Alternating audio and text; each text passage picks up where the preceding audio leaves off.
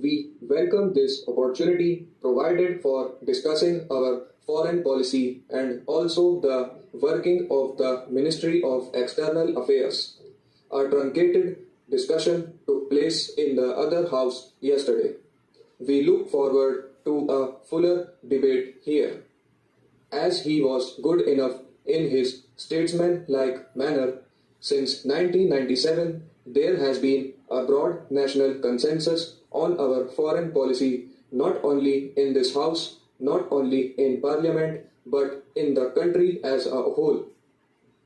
This does not mean that we have been following a static or an inactive foreign policy because unless any foreign policy establishment keeps itself abreast of the dynamics of international life, the ever-changing dynamics of international life and objectively analyze them, it is likely to fall behind times and will not be able to meet the challenges of the present the world.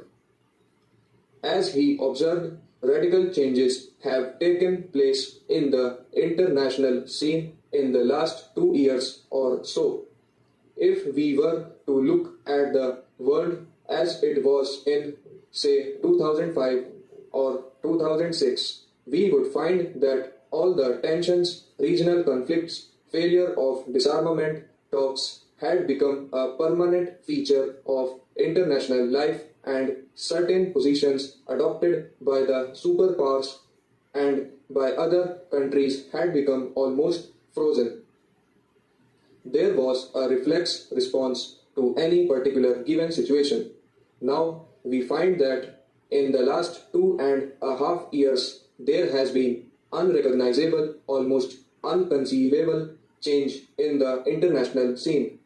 How has this come about and what role have we as a country played in this atmosphere of new thinking, new approaches, new formulas? How are we meeting these challenges?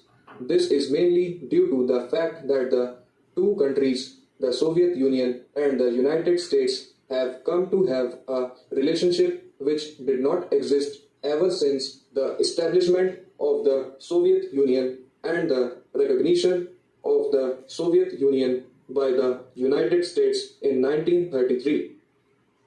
In the last 2.5 years before Mr. Reagan handed over to Mr. Bush, he and Mr. Gorbachev had met 5 times. This was unprecedented because certain initiatives were undertaken by the Soviet Union and they were responded to by the United States. It was possible to diffuse tensions. The INF Treaty was signed. Similarly, the relationship between the Union and China is undergoing a basic change. The China-Soviet rapprochement